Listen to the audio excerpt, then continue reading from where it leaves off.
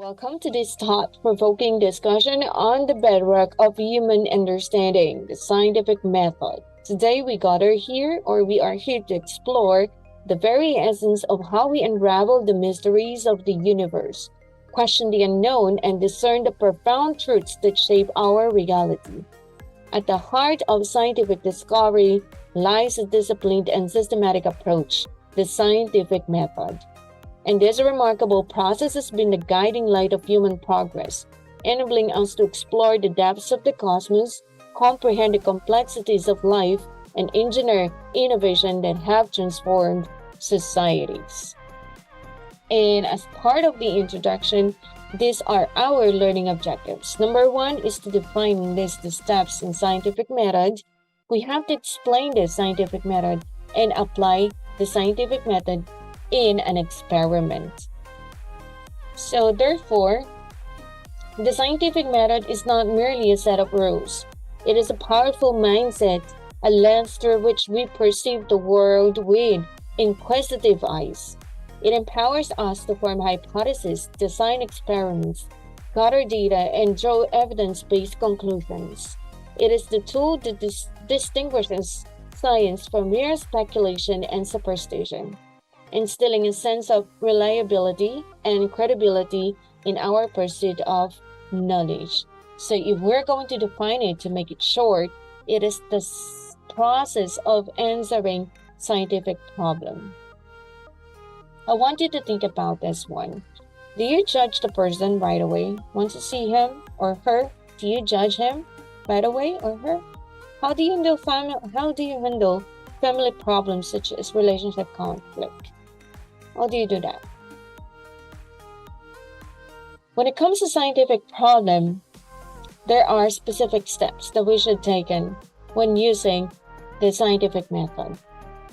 Because throughout history, the scientific method has propelled us to remarkable breakthroughs. So in here, the first thing that you need to do is to make an observation. And in making an observation, you should come up with a question.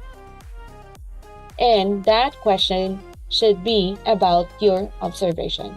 So with the use of your 5 senses.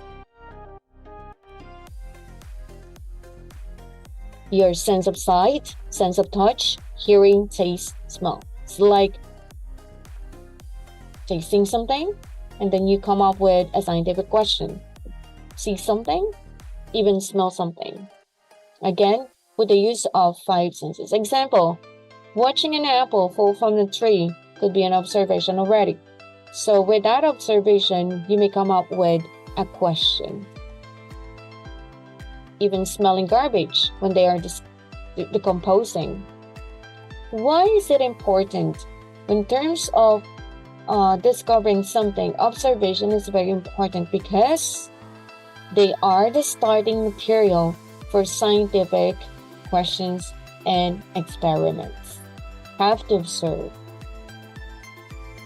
So, what is a good scientific question? You need to consider this one.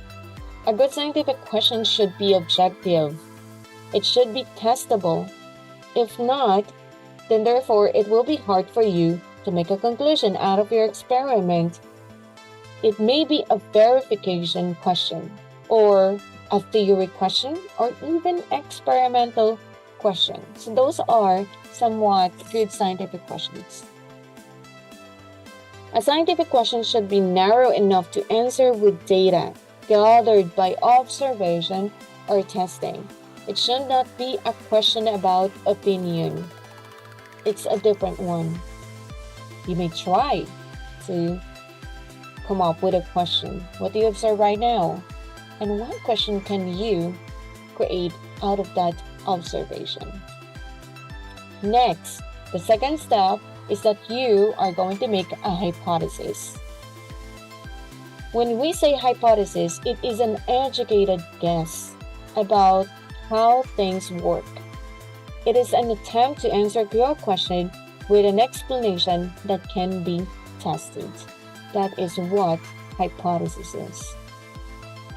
The hypothesis is often written using the words if and then. So that's the clue. the word if and then. A good hypothesis allows you to make a prediction, a good one. If, let's say, blank, then this will what will happen. If and then. Example, if I do not study, you work on that if, then I will fail the test.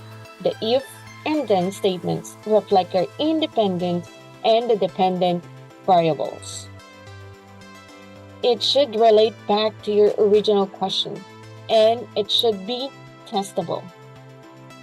You may try, based on your observation, based on the question that you come up, make a conclusion. Remember, or make a hypothesis. Remember, hypothesis is an educated guess. Example, if 7th graders and 8th graders complete the same math problems, then the 8th graders will get more answers correct because they have studied the math for 1 year longer than the 7th graders. And that is testable if you're going to give them the exam. If dry bread and moist bread are left in bags for 2 weeks, then the moist bread will grow mold more quickly than the dry bread because mold is a living organism and organisms need water to survive.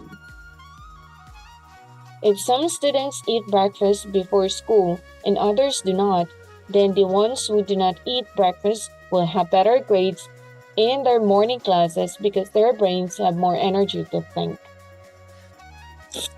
Next, after making hypothesis, the next thing that you're going to do is to perform the experiment. Once you have a hypothesis, the next step, you have to design it and execute an experiment to test it. A key to good experiments is to only change one thing, and you can only change those variables at a time, depending on the result. You should also repeat your experiments several times to make sure that the first results weren't just an accident. And remember that your experiment tests whether your prediction is accurate or your hypothesis, and thus your hypothesis is supported or not. It is important for your experiment to be fair test, to be a fair test. You conduct a fair test by making sure that you change only one factor at a time while keeping all the other conditions the same. Remember, if at first you don't succeed, try 2 more times so that your failure is statistically significant. If you experiment and it fails, then learn, then repeat. Do not give up. You may try, based on your observation, the question that you come up from the hypothesis that you somehow made also, you are going to test now with the use of experiment. Next is to record the data. Do not forget that you need to record the data of the result of your experiments. It may be in the form of graphs, diagrams, and maps. You may record it in this way or ways. Then you may try. Next thing to do is to analyze your data. After running all the tests, analyze your data. Look at the record of your data. See if it matches or the data matches your hypothesis. If your data answers the hypothesis, then you may come up with your conclusion. If not, you have to formulate again another hypothesis and you have to test and record the data again for you to finally make up your conclusion. Do not jump on conclusion without looking at the data if that answers the hypothesis based on your experiment. You may try. So if the data presented answers the hypothesis after making the experiment, then you may now make a conclusion because this is the final step in the scientific method. You have to present your conclusion, discuss your findings, and answer the questions from your observation. you may try to do that, making a conclusion. So, to summarize all the steps in scientific method, remember the importance of observation. That's the time that you're going to ask a question. You sometimes do background research if you want. After formulating a question, then it's time for you to construct your hypothesis. Remember that hypothesis is a scientific guess or a temporary answer to the problem that you have in the observation part. Now, when you have the hypothesis, then therefore you need to test it. When you test it, do not forget to record the data. You have to look also if when you are testing the experiment, is the procedure that you're doing is working. If the answer is no, then you have to troubleshoot the procedure. You have to carefully check all the steps and setups, then go to the testing of the experiment again. If the answer is yes, then you have now to record your data, analyze your data, and then formulate your conclusion if that really answers the question. Next, if the results align with hypothesis, then you may now communicate the result. If the results align partially and not at all with hypothesis, you still need to do this one experiment. Conduct another hypothesis. Make a background research. Ask new question. Do hypothesis. Repeat it before you communicate the result. So that is how scientific works. We don't just make conclusion. You have to present the data. You have to present an experiment to prove your data. So, as we embark on this intellectual journey, let us approach the discussion with an open mind. Thank you for joining me. And when it comes to exploring scientific method, let us embrace the spirit of curiosity, challenge assumptions, and uncover the profound truths that lie hidden within the mysteries of the universe.